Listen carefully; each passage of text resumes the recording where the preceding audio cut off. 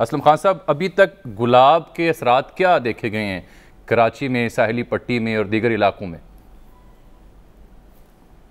دیکھیں ابھی تک اگر ہم بات کریں کہ خدا کا شکر ہے کہ اس طرح کی صورتحال نہیں آئی ہے. 3 سے 4 مقامات پر جو کھمبے ہیں وہ گاڑی پر اور رکشے پر گرے ہیں. کوئی جانی نقصان نہیں ہوا، مالی نقصان بہرحال ان سے ہوا ہے.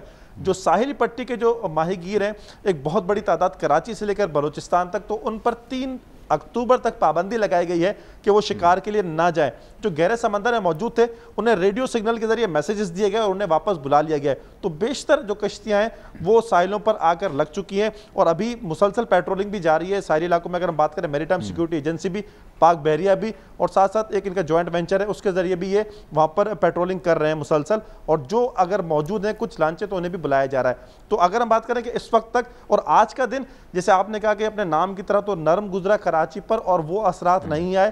30 ستمبر اور 1 اکتوبر تک کے لیے کراچی میں موسلا دھار بارشوں کی پیشگوئی کی گئی تھی.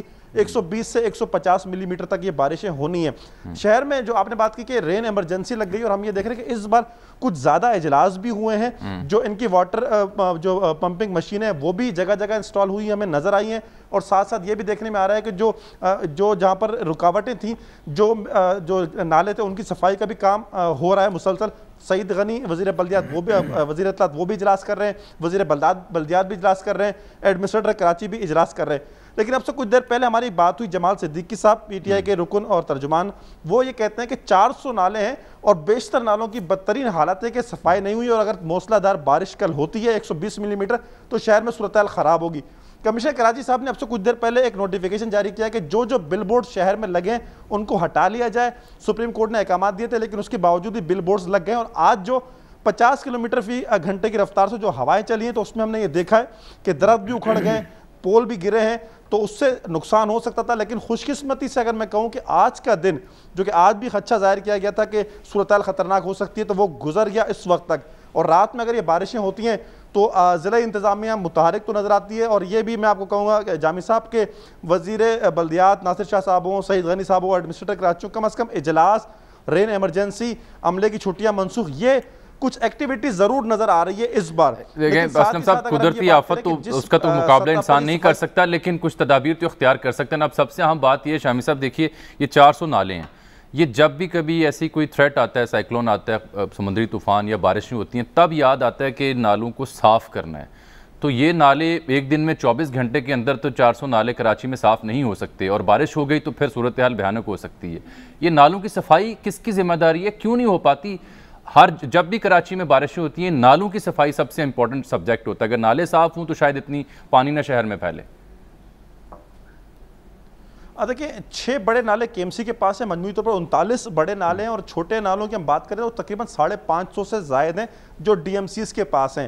فنڈز بھی جاری ہوتے ہیں، ایسی بات نہیں ہے کہ فنڈز جاری نہ ہوں، لیکن بدقسمتی سے ان فنڈز کا درست استعمال نہیں ہو سکا. لیکن اگر ہم بات کریں ابھی حالیہ جو بارشیں ہوئی تھی اس میں ان نالوں کی صفائی کے اثرات نظر آئے.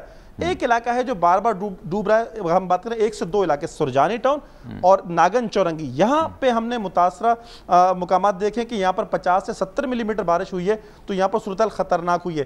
شارع فیصل پر 47، 50 اور اس کے ساتھ ساتھ 60 ملی میٹر بارش میں بھی وہ نقصان نہیں ہوا جو پچھلی بارشوں میں ہوا تھا. اس کی وجہ یہ کہ یہاں پر صفائی کے انتظامات بہتر ہوئے ہیں نالوں کی. اور ساتھ اسلم خان صاحب یہ بتائیں مجھے، یہ مونسون جو ہے یہ تو جولائی سے لے کے ستمبر تک، یعنی ستمبر میں تو ختم ہو جاتی ہے، اور اس سال یہ شروع ہو رہی ہے ستمبر سے. ستمبر شامی صاحب آج ختم ہوتا ہے جی. تو ہاں ستمبر تو ختم ہو رہا ہے نا، اور یہ مونسون کی ویو جو ہے وہ آنے کو ہے.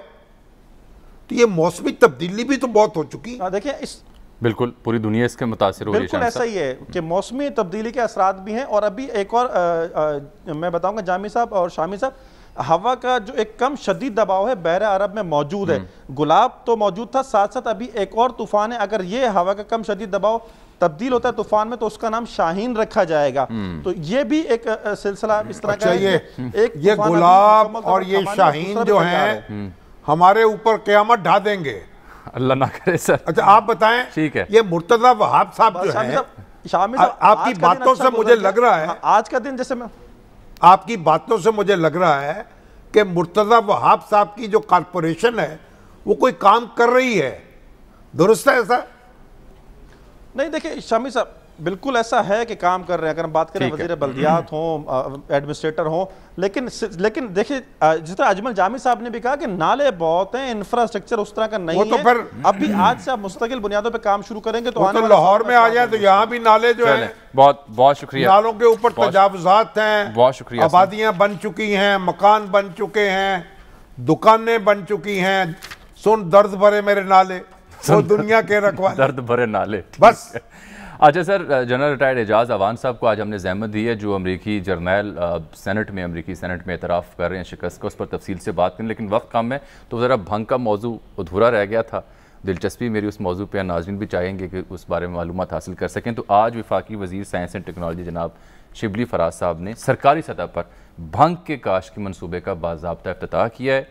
یہ ایرڈ ایگریکلچر یونیورسٹی اور وزارت سائنس کا جو ذیلی ادارہ ہے, Pakistan council of scientific and industry research, اس نے مشترکہ طور پر آزمائشی یہ پروجیکٹ ہے جس کا آغاز کیا ہے.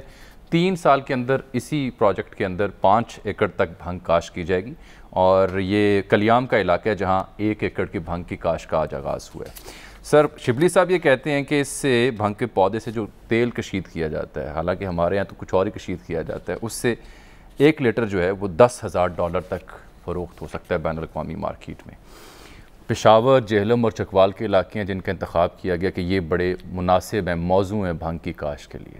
تو کثیر زر مبادلہ پاکستان کما سکتا ہے. $25 ارب کی انٹرنیشنل مارکیٹ ہے بھنگ کے پودے سے حاصل ہونے والی جو تیل ہے, یا اس سے کپڑا بھی بن سکتا ہے, کارٹون بن سکتا ہے, بیج بھی اسے بیچا جا سکتا ہے. سائنس اور ٹیکنالوجی کی وزارت وہ بھنگ سے تیل کشید کرے گی, بھنگ سے تیل, پھر اسے ایکسپورٹ کرے گی, اور بھنگ کا بیج بھی بہت مہنگا ہے, اور یہ ادویات میں استعمال بھی ہوتا ہے. یہ کھلاڑیوں کو جو چوٹیں لگتی ہیں اس میں بھی یہ فائدہ مند. فواد چودھری صاحب تھے پچھلے برس, وہ تو وینٹیلیٹر بنایا کرتے تھے, وہ بنائے ہیں, وہ کہتے ہیں استعمال ہو رہے ہیں, اور یہ جو ہیں یہ بھنگ کا بنانے میں لگے ہوئے ہیں. اصل میں تو یہ آغاز چودھری صاحب نے کیا تھا, کیونکہ 1 برس پہلے تک تو پاکستان میں اس کی سرکاری سطح پر, یا وہ ایسی مشینیں بنا رہے ہیں جو ووٹ گنا کریں گے. ہاں, وہ تو شبلی فراز صاحب کر رہے ہیں, اور وہ ہنگامہ برپا ہے. ابھی دیکھیے کہ جو روس میں الیکشن ہوا ہے نا, تو وہاں بھی یہ مشینیں استعمال ہوئی ہیں. ایسا ہی ہے. اور جو کمیونسٹ پارٹی ہے اس نے شور مچایا ہوا ہے. ایسا ہی ہے. اس کا لیڈر کہہ رہے ہیں مشینوں نے ہرا دیا ہمیں. ایسا ہی ہے. ہم جیتتے جیتتے ہار گئے ہیں. ایسا ہی ہے. تو سر, یہ اجازت نہیں تھی پاکستان میں اس سے پہلے, پچھلے برس سے اس کی اجازت ملی ہے سرکاری طور پر.